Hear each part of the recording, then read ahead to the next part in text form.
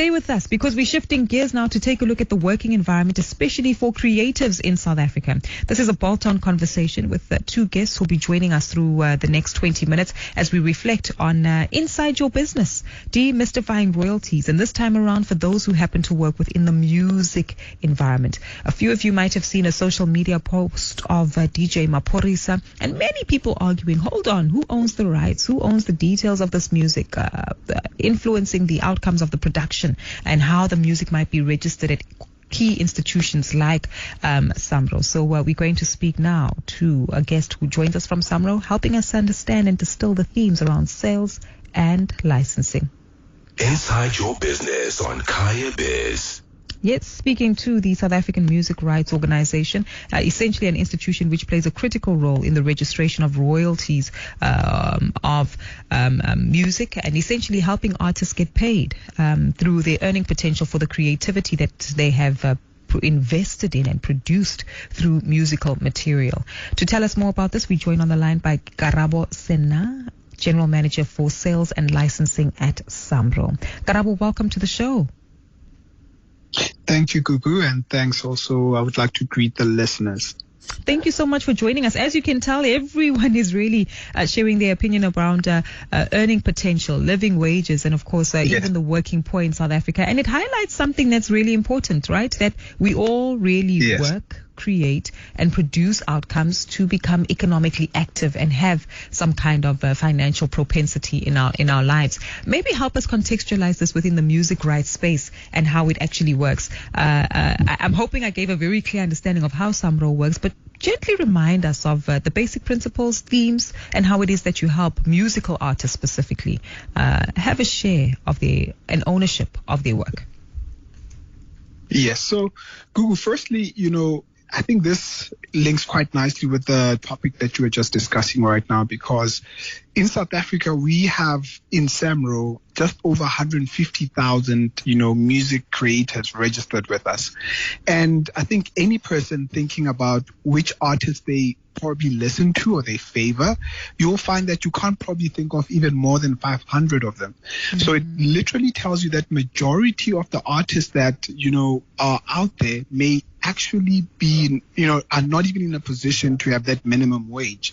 So where we come from as SAMRO is to make sure that artists are able to monetize their creations. So the moment as an artist you create something, like this is what we call a song, there is a right that goes hand in hand with that. So just for this conversation, we will remember that there is mainly something that we call, a compositional right. A compositional right is more where somebody creates something, and then we'll talk about the master, because the master is where obviously then, there is that recording part, and as you touched on the Maphorisa situation. But for us as SAMRO, we are, every single year we generate in excess of about 600 million rands. This money is then paid over to musicians so that they're able to survive, and that's key for us. And that's important, right? Because it calls on a proactive need and participation that's required by the artist, but it also speaks to the administrative processes that are required from SAMRO's point of view. I'm aware that over the last few years we've seen some changes into, how this is administered and how South African artists are afforded the opportunity to essentially earn what would be appropriate in terms of the use and rights of their music. Help us understand how this has changed and providing clarity if it's really worked in favor of musicians. Yeah, so over the years, what we have simply done, the first thing is to increase revenue. So about 2 years back, SAMRO's revenue was in the region of just upwards of 450 million rands. Mm-hmm. So the first thing that artists need, obviously, is to make sure that you are able to increase, the revenue so that, whoever uses that music is paying for a license. Once that was achieved, which right now in the last financials, we were just about 600 million rands. Then the next step is to say, as SAMRO, we need to make sure that, all our administration, we minimize that cost as much as possible.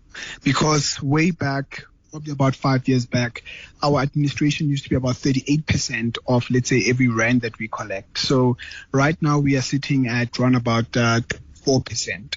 So the aim is obviously to move it lower.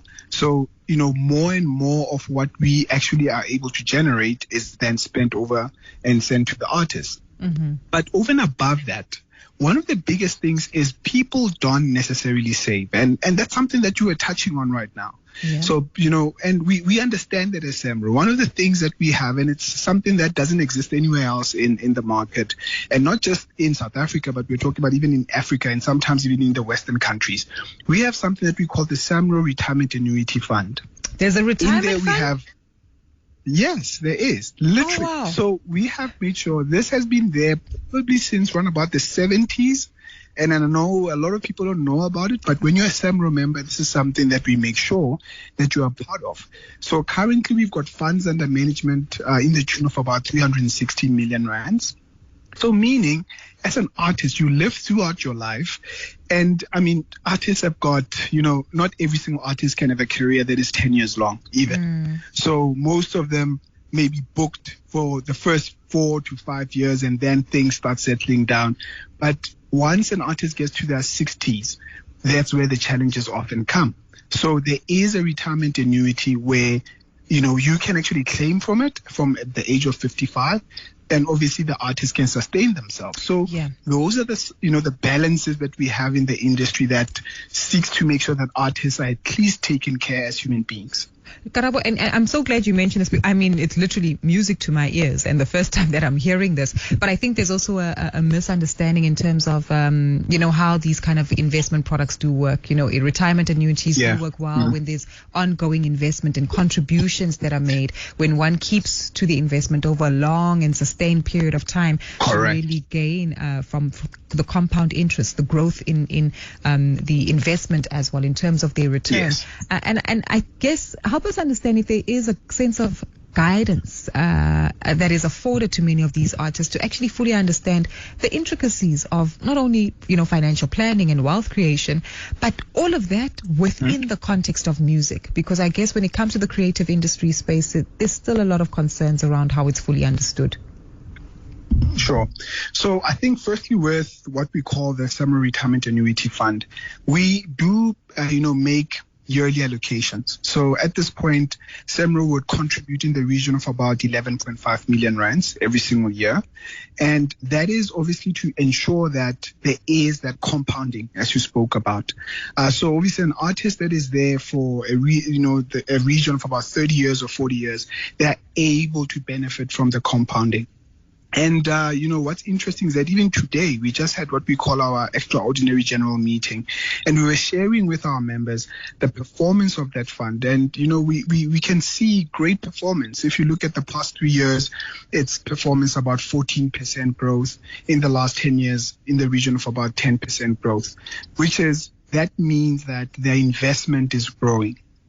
So at the end of the day, we are able to do two things. Sometimes an artist is not able to retire.